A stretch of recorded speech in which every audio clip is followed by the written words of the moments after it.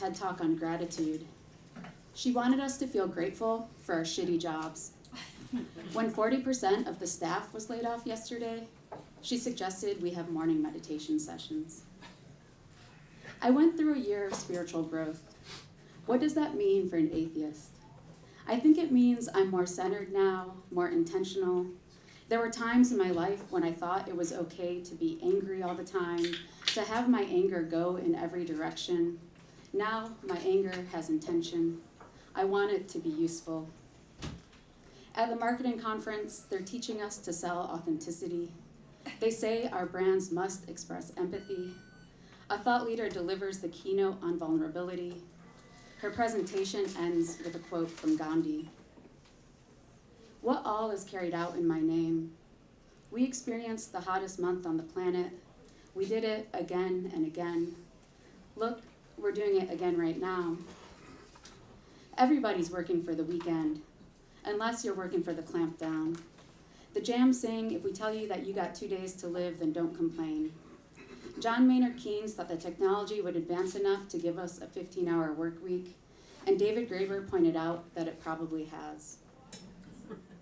If you only worked 15 hours a week, what would you do with the rest of the time? Read, write, keep a garden, prepare meals, talk to neighbors, spend time with family, volunteer, exercise, relax. Basically, feel fulfilled and connected to community. The Twilight Zone episode, Time Enough at Last, gets to the heart of it. Henry Bemis wants to spend his time reading, but everyone gives him a hard time about it, his wife going as far as crossing out all the words in a collection of poetry and taunting him with it. During his lunch break at his job at the bank, he hides away in a vault so no one can disturb him while he reads. When he emerges, he discovers he's the lone survivor of a nuclear attack. He walks among the ruined world in despair before discovering all the books in the library are still intact, and he has all the time in the world to read uninterrupted.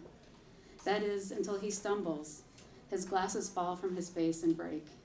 So he sits surrounded by books, unable to see.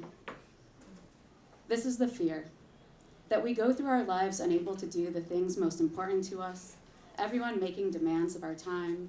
The working condition says there will never be time enough. When you think you've made it, it's too late. Or as the dead Kennedys say in At My Job, thank you for your service and a long career. Glad you gave us your best years. At work, I attend an employee wellness event on financial planning and debt. It's sponsored by a bank, and they tell us to pay down debt, we should get second jobs. The bankers say another way to alleviate debt is to monetize your hobbies. Recently, after a poetry reading, I told another poet that poetry is more like a hobby to me. I didn't really mean it, and if I did, I still don't know how to monetize it. I don't want to monetize my life. Modern Times opens with our hero, the tramp, working in a factory, where he faces numerous indignities. The most dehumanizing is when he's forced to demonstrate a new feeding machine that will allow workers to work through their lunch breaks. It's already a terrible contraption before the machine malfunctions and sends soup into our hero's face. Has Amazon created a feeding machine for its warehouse employees yet? The workers treated like a machine and forced to be in competition with machines that track how many items they process and when they use the bathrooms, the algorithm flagging concerns of low performance and idle time. Once, while visiting the city I grew up in, I went to a diner with friends from high school. They asked what I was doing for work, and I told them whatever ridiculous title I had at my office job. So you're a pencil pusher, they said. At the end of the day, there wasn't a product to show. I told the visiting writer I wasn't writing anymore. She teased, I guess you've said everything you need to say. Another time, I was the visiting writer, and a student asked, what does not writing look like to you? It turns out, when I wasn't writing, I still filled notebooks with words, but I didn't think it counted because there wasn't a product to show. I'm going to jump through a bunch of stuff. I talk about Dolly Parton, Johnny Paycheck, take his job and shove it, return to work, et cetera, more Twilight Zone. Let's see. Morrissey still sucks. I'm going to get to the Morrissey part. When it seems appropriate to yell "fuck Morrissey," everyone should yell "fuck Morrissey." I'll kind of cue it up. It's going to be a few pages from now, but okay. Let's see. Sorry. For years, instead of writing poetry, I only wrote content. Each year, authenticity ranks high on the marketing trend forecasts. In a webinar, I'm told that authenticity will be more important than ever in the year of AI. Consumers will want to know we're human. In another webinar, we're taught how to integrate AI into our workflow. The featured speaker says, I know a number of you will lose your jobs in a sort of sorry, not sorry way. If our society were centered on care rather than exploitation, it would be fine for technology to take our jobs. None of the webinars discussed the environmental cost of AI. This last Monday was the hottest day on record. The Washington Post headline reads, AI is exhausting the power grid. Decommissioned nuclear reactors are coming back online. There are talks to reopen 3 Mile Island. States are beginning to scale back plans on clean energy and double down on coal, all to power the data centers needed for AI to operate. The tech companies say not to worry. AI could help us find more innovative solutions to help the environment after AI destroys the environment. AI trains on existing internet text. Within a year, most text on the internet will be written by AI, which will then be fed into AI. AI eating its own shit, which will lead to model collapse and worse results for our environmental savior. Once I commit to writing a long poem about work, I decide to read a number of books about work. And this too becomes work, but thankless and unpaid, and it begins to make me feel worse, and I begin to dread the work of reading about work. So I wrote a book about work, and then I get to read about work all the time, so I'm just pushing myself in this terrible shame cycle. In the movies Alien and Aliens, people tend to think that the xenomorphs are Ripley's biggest problem, but in both movies, Ripley is fighting an evil boss in a pervasive corporation. The sequel puts this conflict front and center. Paul Reiser's character, Carter Burke, is the epitome of corporate scum and pulls a bait and switch on Ripley, promising to destroy the aliens, but really planning to bring them back for profit, saying the facehugger specimens are worth billions to the bioweapons division. He even releases the specimens into a room that Ripley and the young girl Newt are sleeping in, trapping them in hopes that they'll become hosts to an alien he can smuggle back home. Ripley concludes, I don't know which species is worse. You don't see them fucking each other over for a goddamn percentage.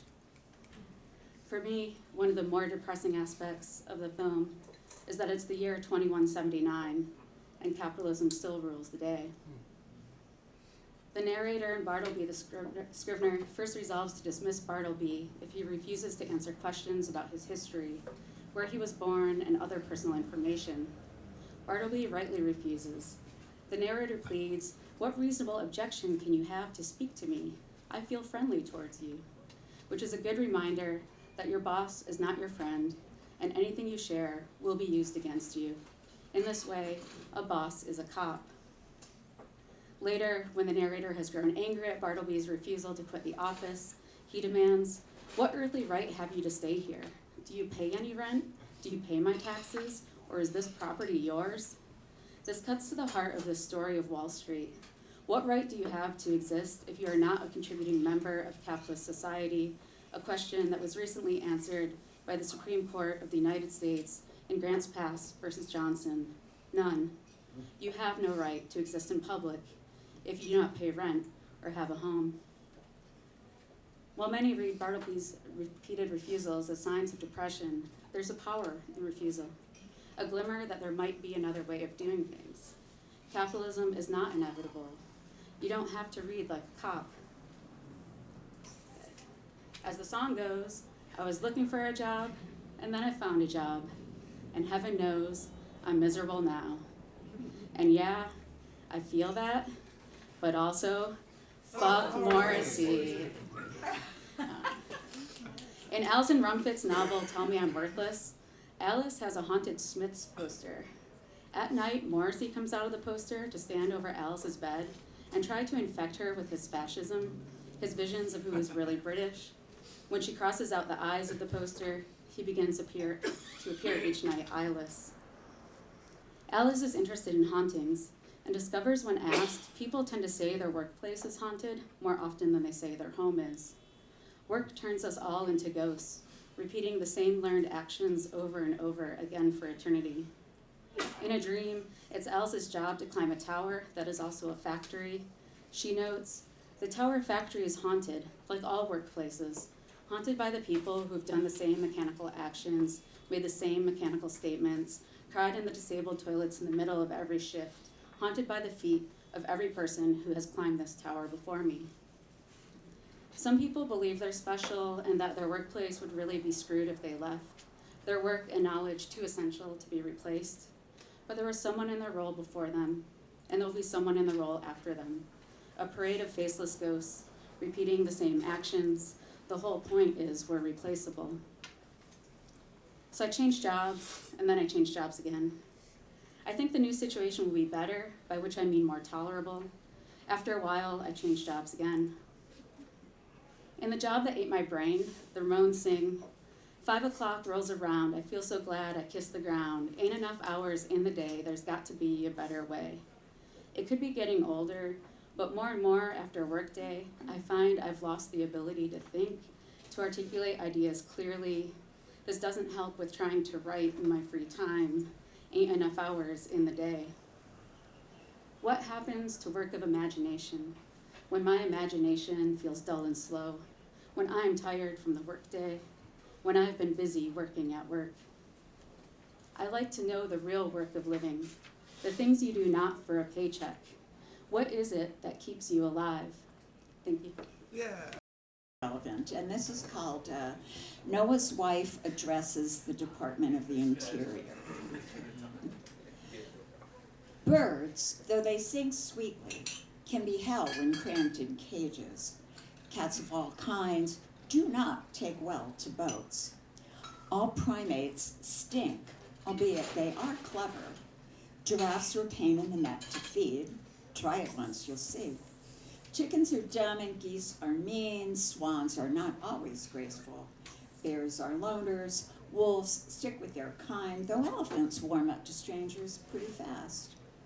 The snakes weren't half as bad as I'd imagined. Rats, though they too have their place, most decidedly were.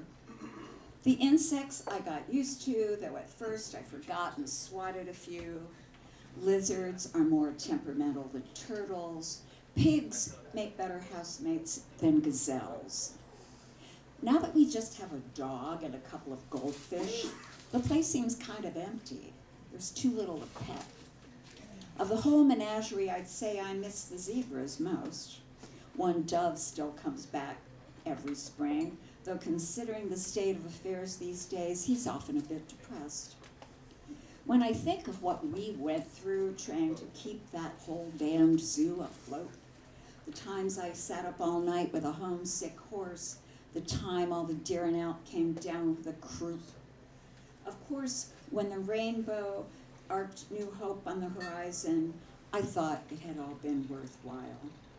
But I have watched the world being mauled. The air fouled, the waters fouled, air clouded with progress. And gentlemen, if I wasn't a God-fearing woman, I swear some days I'd start praying for rain. She painted from memory. So this is Susan McDowell Aikens speaking, and it's called Mrs. Aikens' Final Touches.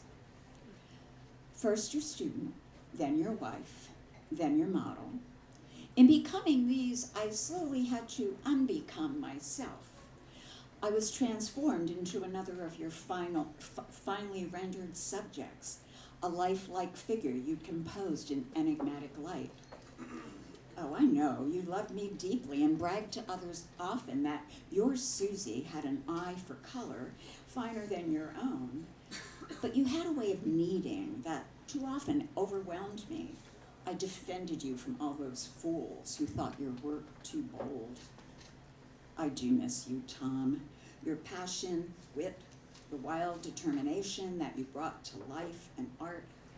But I must admit, this solitude your sudden passing left me in, some days feels like luxury. The joy of work's a pleasure I denied myself too long. What I love best, ironically, is painting images of you, your face, your hands, your body, which I resurrect upon my easel now. It took me years, but dear, I think I finally captured your true likeness, lifelike, silent, staring from the shadows that I paint you in. Thomas, my love, you taught me, not everything I know.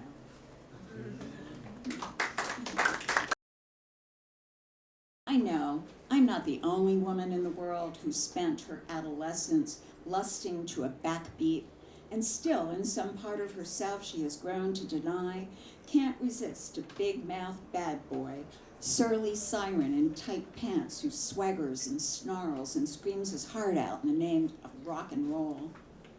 There he is on my TV screen, older than I am and showing his age, but still strutting what stuff he's got. He's Heathcliff with a microphone, a long, tall glass of water spiked with acid and desire, his hair a black mass of styling gel and tease, mouth a severe weather warning, eyes an invitation to a party we'll regret if we go to or not. Oh, we know better, or at least we know we should. But somewhere deep inside, we still long for all the trouble he could stir up. We want to hear every lie we know by now his kind tells. We want to lie back, strut our own stuff, and be just a little bit like him, that bad boy every good girl is inside, me included. So this is called A Little Like Dorothy, formerly of Oz. And you can hopefully hear the end words repeating. A little like Dorothy. It's the story of America's small towns. So many who called them home once leave because we think these towns will never change.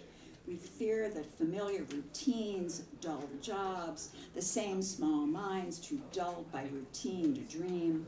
So we escape, vowing never to return. But home is a word that demands return. Despite ourselves, we head back to that town from time to time, if not in real life, in dreams. And for years, it feels like we've never left, that no one leaves. Everything's the same. The cop giving tickets, the clerks giving change, same mayor, same mailman, same women in their yards exchanging gossip and recipes. Kids still taking returnable bottles back to the store for spare change. It's all the same as when we left, as if time had been suspended in that town, so no one ever changes or dies. Even the leaves cling to the trees long past fall, and the dream homes people mortgaged more adventurous dreams to own are preserved now like relics, as immune to change as the people themselves, who rake and burn their leaves each fall, plant the same annuals when spring returns, as it always does, just as we do, to the towns we left, counting on them always being the same. But one day we notice things are not the same. At first, we feel like we're moving through a dream, but it's real all right. That missing church, the townhouses where a field once bloomed, the store that's changed into a shop, double P-E, the no-turn sign where we've turned our whole lives, the factory laying off or granting leaves of absence more permanent than ours.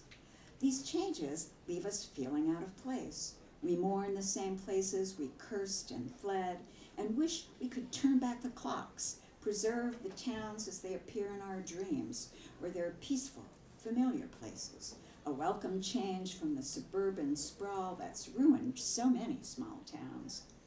America's changed and left us feeling lost in a geography of dream towns, all the same. They call us home. We leave them. We return. Poets of my youth. 1, new and selected. Women are buried in plain sight on page after page, supine images of temptation or promises bound to get broken, repositories for sorrow or barely acknowledged rage, all beautifully subsumed in well-crafted dreamscapes full of wild gods and gut bucket blues. You can almost hear the shy baritone of his voice hovering in the white space between words, lines I could fall for years after the fact of having fallen into the midnight of a year-long embrace that ended like a jazz funeral run in reverse, strut diminishing to dirge. Rumor has it the women keep getting younger, and I'm too old to care beyond a curiosity renewed. Was that year my moment as muse? Could that be my red dress, long gone to goodwill, waving like a tattered but still passionate flag in more than one of the poems he chose to keep? 2. Slice of life. Come closer, he said, his voice like dusk in the heat of summer, and so I did, until it demanded, step back. Not the only one in those days who talked about needing space, and I retreated until he beckoned me closer again, even begged, calling in the middle of the night to sing into the receiver, Sinatra, the Neville Brothers, both off-key, to tell me he'd nailed my poems to his wall, like a crucifix, or was it a trophy? I remember the peculiar sweetness of his skin, which I discovered came from the soap he used. It was chalky red, like the candy lipsticks I had sucked on as a child. Childhood was something he liked to discuss, though he always said his was troubled. Told me as a boy he couldn't decide if he wanted to be the Lone Ranger or James Dean. I confessed I had been torn between being a hobo or a nun. Closer, he said. Step back. Come closer. His last name, he told me with a hint of pride, meant knife. How did I not recognize that for the warning it so clearly was? How did I not realize a man like that was bound to leave a scar? 3, city that care forgot. Much of my errant youth was spent in New Orleans. I should mention that perhaps. Below me tonight, the lights of Charlotte, and already in the distance, a trace of mountains rising monolithic in the dark. All that lush swamp weather left behind with a past I could not recapture in one nostalgic week. What I did manage to conjure up now haunts me, a ghost riding the wings of this jet that shakes in turbulence like a drummer in the middle of a good gig in some dark dive, like the one we drank in late last night, looking for anything left of the wild years we spent together, getting ourselves into and out of love and trouble, which in our case were pretty much synonyms. 4, bibliophile. The day we ended for good as we and he drove through the swamps into the mountains. I wept for hours in my second-hand bed, but then I got up, wiped the tears from my face, and tore open a box of books. Something about the way they fit into the built-ins in what was now my own apartment, the first place I'd ever truly lived alone, brought me some comfort. A few classics in leather-bound volumes with stiff spines and stacks of flimsy paperbacks I had dog-eared and scribbled inside, many of them already inscribed with the notes of strangers who had given them to Goodwill. I took possession of those shelves, heartsick, terrified, but filling my small space with words which have, over the many years that have passed since that day, sometimes beaten, often cheated, but never really abandoned me. More than one way to skin a cat, but they never elaborate on the possible procedures or explain what kind of sick fuck would want to do that in the first place. Would it be the same guy who wants to kill 2 birds with one stone? I would rather watch those birds of a feather flock across a blue swath of sky, together, as they tend to, except for that early one they use as an example of why we should rise and shine when we'd rather linger, snug as a bug, in the beds we have made. As for those infamous bootstraps, I challenge anyone to find a pair, or a way to pull yourself up by what's holding you down. You can bet your ass most boosters have never walked a foot in a pair of cheap shoes. Yet they assure us slow and steady can win a race designed for rats. That if we work like dogs, we'll eventually have our day. But what if we let those sleeping dogs lie, dreaming of a rabbit or a bone they've got to pick, or maybe a cat they can chase back to the beginning?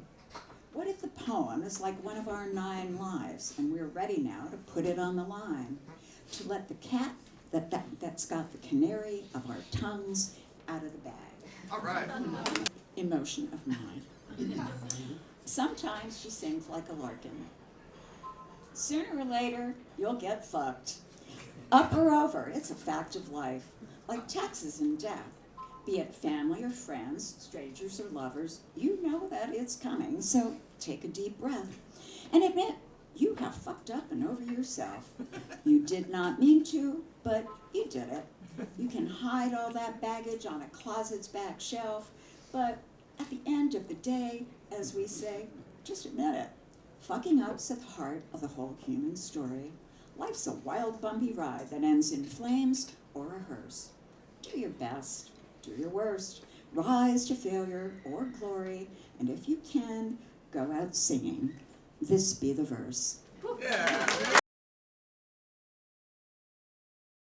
At the Philadelphia Museum of Art, and this is titled Mary Cassatt Baby.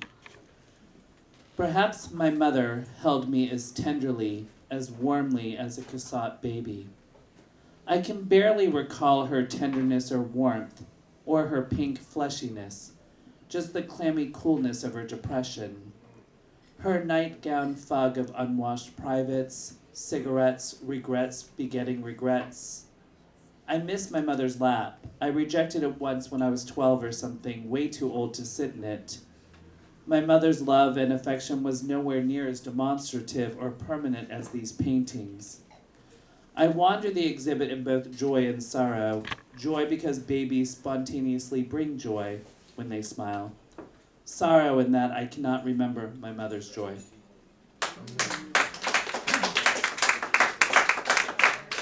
And this poem speaks to the other poem about what kind of happened to my mother to make her the way she was. An estrangement. I was my mother's shield from the sexual abuse of a distant relative. Was she 5 or 6? She would drive me up north, an offering to my grandparents, as she would rehash the past. In those times they said nothing. Family secrets were crumbs and small towns rarely swept. Her brothers did not care enough. Now that my mother has dementia, she criticizes them with each phone call. To be honest, has become an echolalia, a refrain without substance but an enormous weight. The abuse paved her life path, an escape loop back to depression that was stronger than love for her children. Naturally, I developed an armor, a cool metallic interior.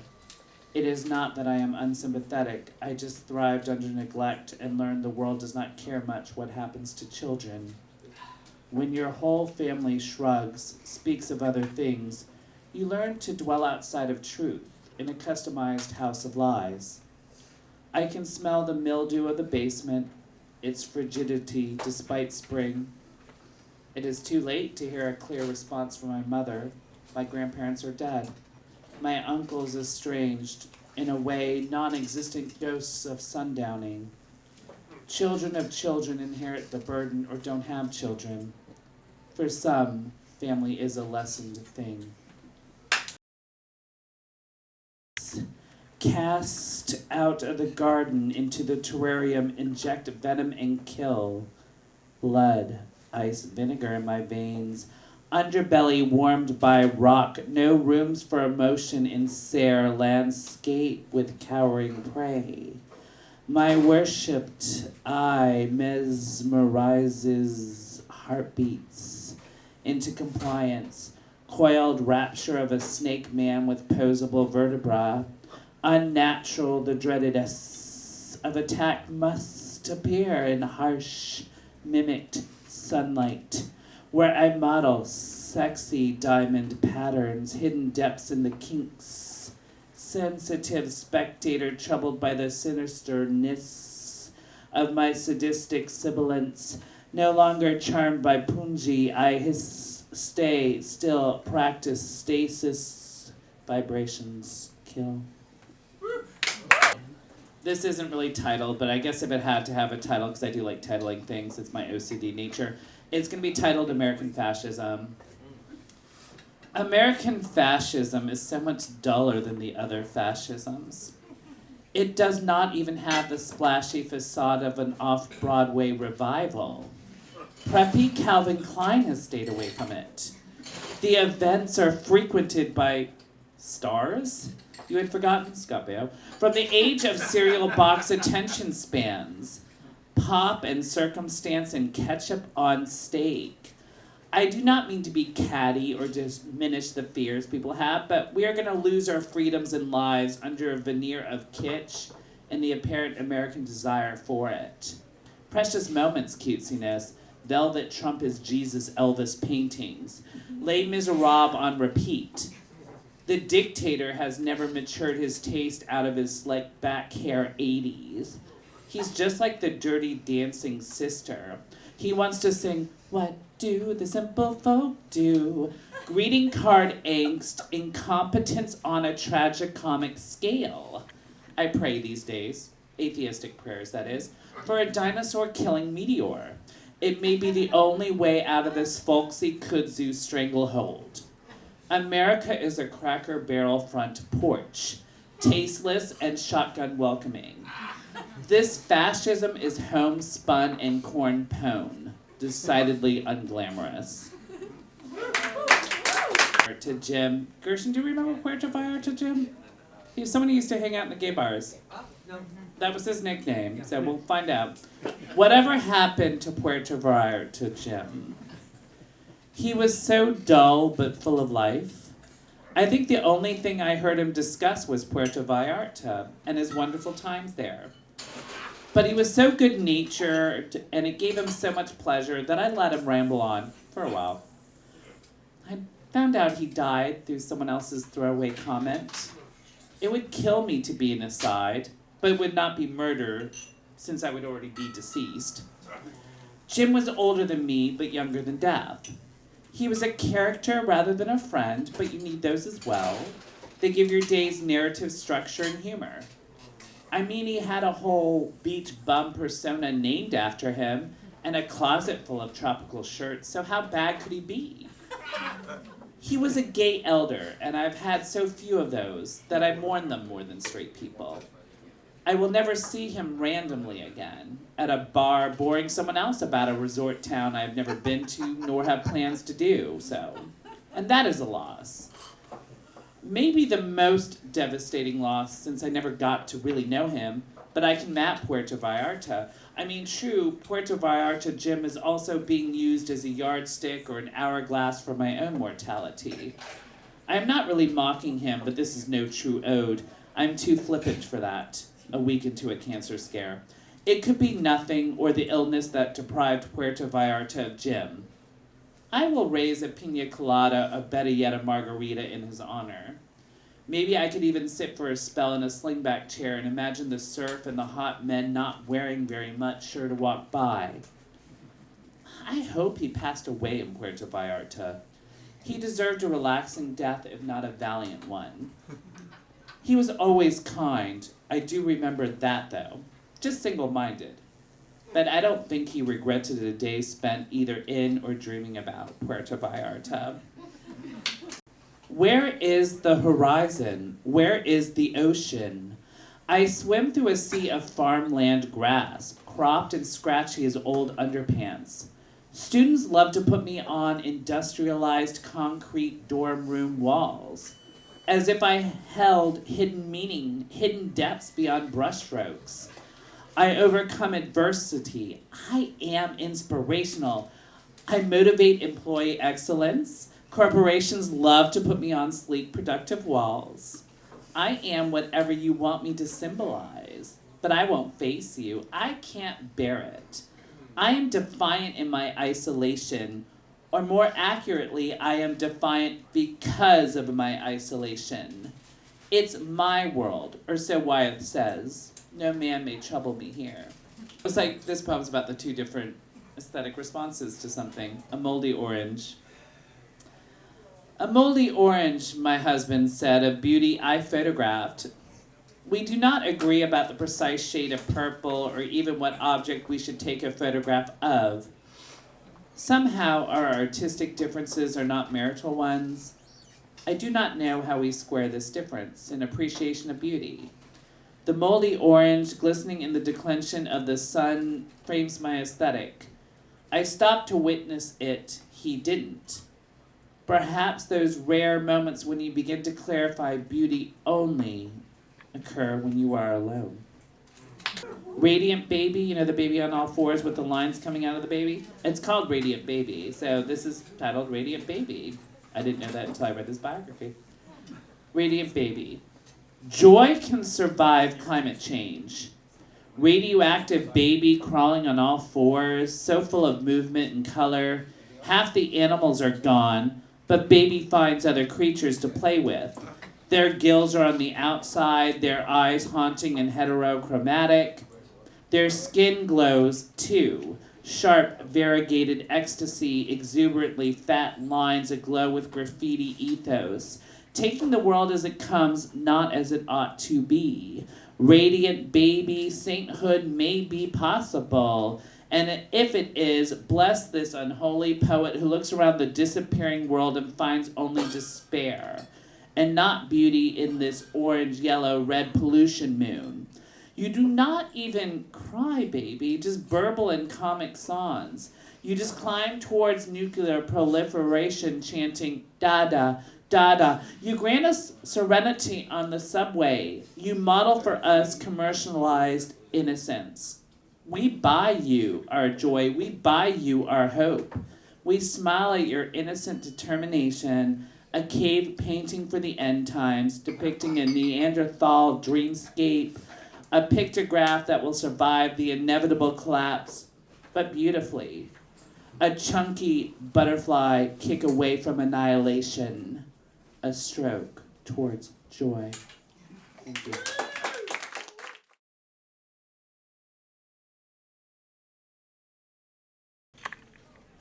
A little kindergarten girl walks home on water strider legs. You wouldn't think had strength enough to hold her in this element of air. And yet they bear her back and forth, a wisp of life afloat across the surface tension of this world.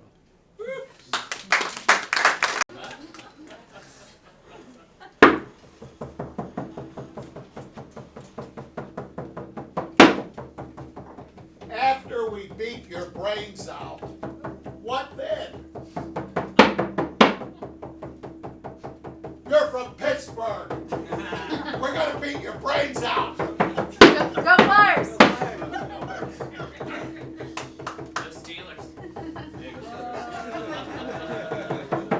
Motherfuckers live. Motherfuckers die. Motherfuckers from Pittsburgh get their brains beat out.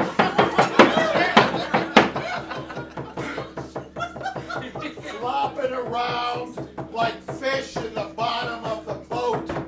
Do they deserve better? Who doesn't?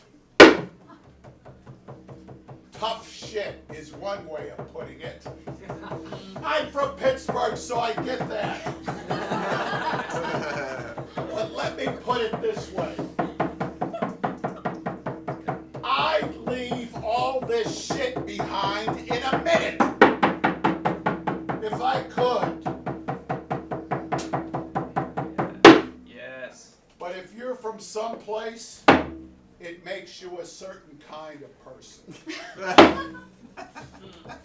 So you have to take the consequences. If I was from Thebes, I'd be tearing my eyes out with my fingers. I'm from Pittsburgh, so I'm going to get my brains beat out. Nothing is, but thinking makes it so. Nobody puts a gun to your head and tells you to think.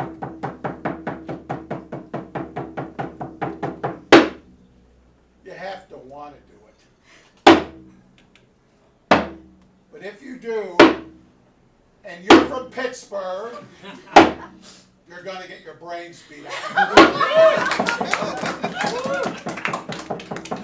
1 plus 1 equals 2. 2 can be a real bitch if you're from Pittsburgh. Thank you. All right, this haiku is called "Is the Punchline." We got it? Is the punchline. All right. There is a cleverness to the joke I am telling because the title Is the punchline. Woo! Whiplash, baby! Alexander and Hephaestion at the tomb of Achilles and Patroclus, May 2020. The streets are full of tear gas and screams, and the barricades have all but fallen. The cops will try to kettle us between West Burnside Station and the Hawthorne Bridge. It's starting to look like all we have is tonight. Tomorrow we could be dead or in jail. Amidst all this chaos and terror, it's not dying on the streets that I fear so much, but that even if we beat them for good, even if we burn this whole city down, I'm so afraid that I will carry you home as I might have in the old days, our Ilium raised clean and you laying across a riot shield. Please just hold my hand tight while you still can and tell me one more time that you love me. Just this once, please, before they sweep the park and burn the tents with our friends inside, or the Proud Boys attack us in the street and the police help them escape up north. They killed someone we know last night. They're riding around in a black truck, attacking anyone that might look trans or black or gay or homeless or even just an easy target. When you're holding me in your arms this close, I start to worry that I may be invincible. That it really will take divine intervention, the finger of a goddess on the muzzle of the rifle to guide the aim of Paris true to its mark and strike my one weak spot, your beating heart. So yeah, this is called In Transit, and I'm not sure I used the word lonely, but the other day I was on the bus and someone a few seats ahead of me swept their hair over the nape of their neck as they gazed out the window, and I immediately had to choke myself to not call out for God. So again, not lonely per se, more praying for deliverance, which sounds better, I think. But I'm not about to make a crusade out of waking up alone again. It seems to be the new contact sport these days. All the howling, poxy pack animals snapping manful jaws of what they claim is their hunt, mewing and mewling about how cold they are as they scratch the pelt off their own bodies and the forest turns red and dances and leaps and arabesques into a cinder. What am I talking about new? Nothing's new. Every motherfucker with an appetite and a fear of mirrors has been magicking manifestation into meat since the sun started coming up. And who's surprised, right? This whole country is a beast's mouth, razor circles within razor circles to slice and hook into what isn't yours, what you are convinced will sustain you once it stops fighting and bleeds out. Oh, say, can you hear the alarm clock ring and you decide what kind of parasite you'll play today before your tail hits the bedroom rug? This was supposed to be about desire, but I'm just saying, Finn picked a pretty embarrassing time to join the Argonauts, to bravely sail into the roiling waves of someone else's peace and call it a quest. But I say that as if that's something he wants, as if he's not just looking for an island where he can stand in the surf and call out to the waves and summon the Nereids to dance in the sunset and gloat in my direction. See, I told you there was something beautiful left. Now pay up, idiot. I say that as if it has not always been embarrassing, been ugly, been a thing with teeth to call yourself somebody's son, as if I am sure that there's somewhere else in the perilous halls of the last 1,000 years that will keep him safe and love him as much as I ought to. I speak as though there is a polite way to be a wolf. Though that's not fair, is it? The wolf didn't fucking do anything. People write pretty about the wolf all the time. The wolf didn't evolve to need buses, and it seems to be doing great. The wolf teaches the cubs to bring the dead things back to the pack, so the metaphor breaks down and mounts the sidewalk for a second. What does that make us? We pass down the wrong lessons, override the animal in us, and convince the little ones that the call for home means the dinner bell for prey. Is that programming? Is that the poem, that we're robots, monsters without a pack? What's the difference between Godzilla and Mechagodzilla? I mean, the most important one. Godzilla fucks, I guess. He's got a kid in some movies. Hell, he laid eggs once, I think. This is supposed to be about desire, but the engine's coughing. Oh, a werewolf. A monster with our same shape, a pack animal alone, done and undone by silver light, and I guess we're back to desire again? I can't fucking tell. I'm practicing the alphabet of a language I don't know anymore. I'm talking about desire, not just emptying a glass, cleaning a plate, threading a spine, building a temple. I mean the thing that makes you walk out the door, bruise your knuckles, open a window, take your meds, a covenant with the world, the idea that once someone looked at you and just saw someone cold and took you off the porch and closer to the fire inside. I assume that was me once, but I'm not sure. If Desire hopped on the bus into the seat next to mine, I think I'd just be pissed off a stranger sat so close to me.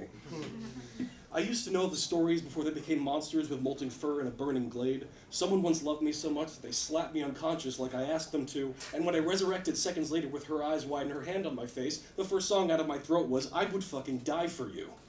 I knew how this worked once. I was an animal that couldn't be hurt, that knew it was so loved that whatever blood I had to give could only ever be given freely. But maybe the monster's got a point because desire pulls your tongue into shapes you don't know when you ignore it for long enough. Someone once lied and told me they loved me, so I'd stay and help them fuck their ghost away for another night. When you're that ambivalent about the mortal coil, the prescription can sometimes be your own rattling dignity on another night sleeping alone. That's a fun fact for you, if you didn't know that already.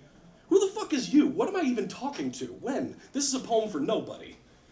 No, this is a poem for the person on the bus, not an animal or a monster or an angel or whatever other bullshit I could retrofit just someone on a bus trundling west on Walnut. I suppose this is for you, for your shoulder blades, for the brief and serrated reminder that once upon a time someone looked at me and saw something that wasn't a mouth, and goddamn if I didn't almost believe them. Anyway, I wouldn't use the word lonely, because if some parasite wants to come up to me and talk some male loneliness epidemic bullshit out of the side of his fucking mouth, I will happily pull both of us out the window of this bus and head first into the tires below. Here, I'll do you a favor, motherfucker. I'll angle you down so that you can whimper up to God in the sky behind me about how he didn't build your jawline pretty enough. You better talk fast, the ground's coming up. So good, I can't read like something rough. So anyway, this is called Lightweight. I'm such a light-headed lightweight. This tar feather flight takes me to a far-off corner of the universe, lacking in air, beyond flesh and verse. I'm traveling at escape velocity beyond this body, striving in vain, bound to the tracks of the oncoming train. What crime can find me to this prison of flesh, this corporate mess? Our galaxy eyes survey the distance between each breath, the sunsets and sunrises that beat within our chests, and surmise that our existence is a speck. I'd much rather my body be celestial, free to float through the universe, its orbit only bound by entropy, a star destined to burn out brilliantly and become a void, an ancient celestial spark that suddenly supernovas into the devouring dark. Instead, I'm doomed to gradually decay, every day losing a bit of light. Inhale, memories flicker in every ember, fill me with visions, traces of faces, reality dismembers. In a quantum crash test, I'm too small to shoulder the oncoming weight. At worst, a dummy destined for the wreckage, at best, a lightweight.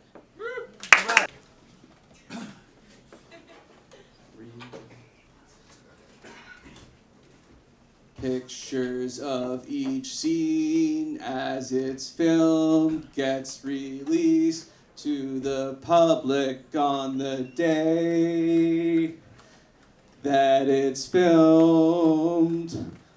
The paparazzi are taking pictures of each scene on the day the movie's being filmed. Every day, the paparazzi are taking photos of each scene and the costumes and the sets. The paparazzi are taking photos of the scenes and they're posting them on the internet, where people are commenting, doing same-day film analysis on the stuff that's being published every day by the paparazzi who are taking pictures of the scenes as they're filmed on the day that they're filmed. We don't even need editing. We don't need no movies. We just need the pictures taken by the paparazzi on the day that the film is being shot. That's more of the same aisles, more dated mise-en-scène as expired commercial art and forgettable synth tracks adhered with corn syrup gore. We loved it even more than the original because it reminded us that we still cared about art. We never wanted to take a knife in the heart, but it grew there anyway. We wrote the ending first, then we wrote a second ending, also a director's cut, an unauthorized version, fan art, rejected scenario, failed treatment, dream variation, canceled reboot, We collapsed again and again. We repeated our mistake, always ran upstairs, always dropped the knife instead of plunging it 3 more times. After all, we wanted another scene. We were that kind of girl. This is by Teresa May Chuck. She's one of the editors, born in Vietnam. Took about 6 months on the water, stranded, for her family to get here. You've heard of Agent Orange? No. Well, it's one of the rainbow chemicals. This is about Agent Blue. To kill correctly takes calculation, down to a science. Arsenic, catalytic acid. No water and rice on a cellular level. Make sure no surviving seed can be collected and planted, because even a small seed assures survival. Because mortars, grenades, bombs cannot destroy a grain. Because our heart is made of seeds. Know what it takes to kill the seeds. Know what it takes to deprive the plant of water, to dehydrate it, to be surrounded by love, but unable to absorb it. Think about it. All right. This poem is called I'm Gone Away.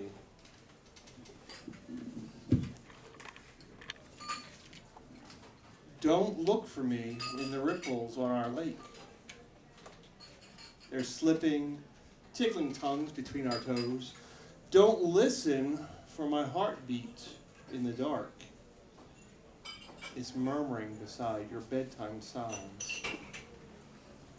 So close your mouth, your eyes, the kitchen door. I'll not wide open anymore. Hang up the phone, the outstretched tangled cord, the laundry spilling limp across the floor. I left a mess of letters never sent. I had to go, you know, our meal done. This April's grass, too green to wash. You hold the petals of our cankered tree, but feel them slip and blow away like me.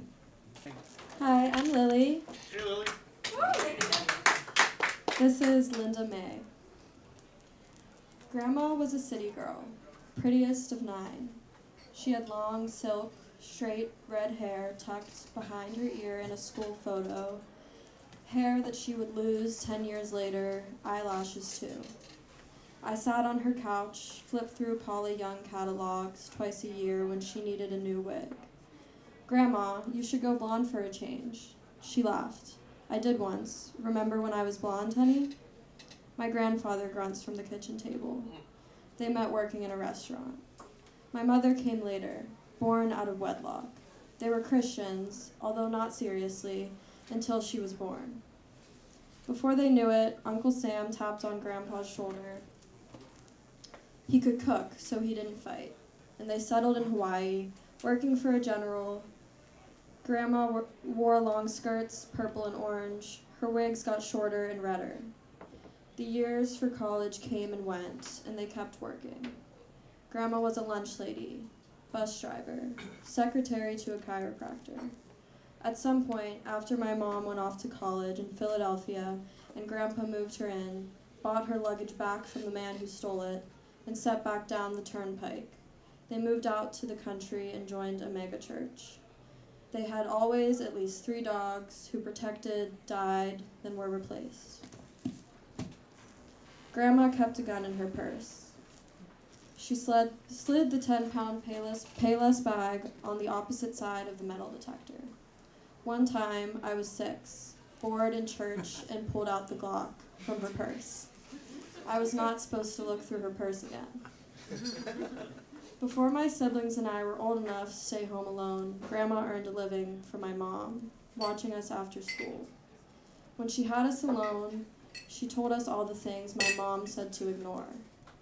Obama killed babies. Hillary Clinton was going to come in her house and steal her gun. Dinosaurs never existed. Grandma was a city girl, prettiest of 9. She was smart, could have gone to college. Now she sits on acres of land, a lifetime of debt, a metal hip, and her failed American dream. Thank you.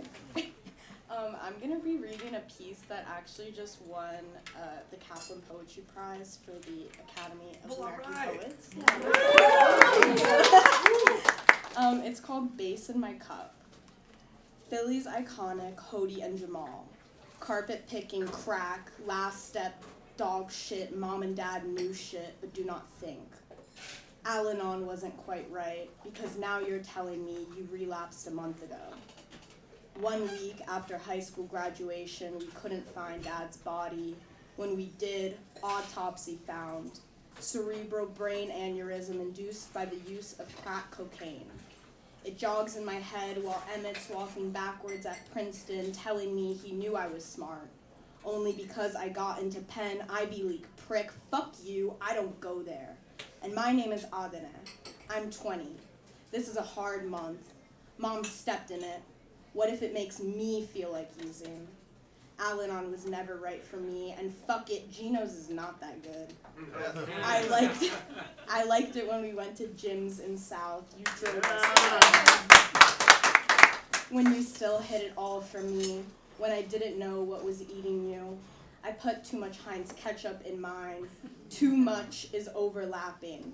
I'll go back and tell myself, Dad dying is 9/11, and people keep dragging us back to the massacre. People keep talking like they don't know, like we don't know what ketamine does to the body, asking us again if we want a bump. But you were snorting shit while I was in Boston. Don't enable my misery. I can't get you out of my head, laughing at me for putting too much ketchup in my cheesesteak, but I like sauce and you know it. Still, you wouldn't talk to me when I was in the car, when I had to shit. Get on 76, keep driving.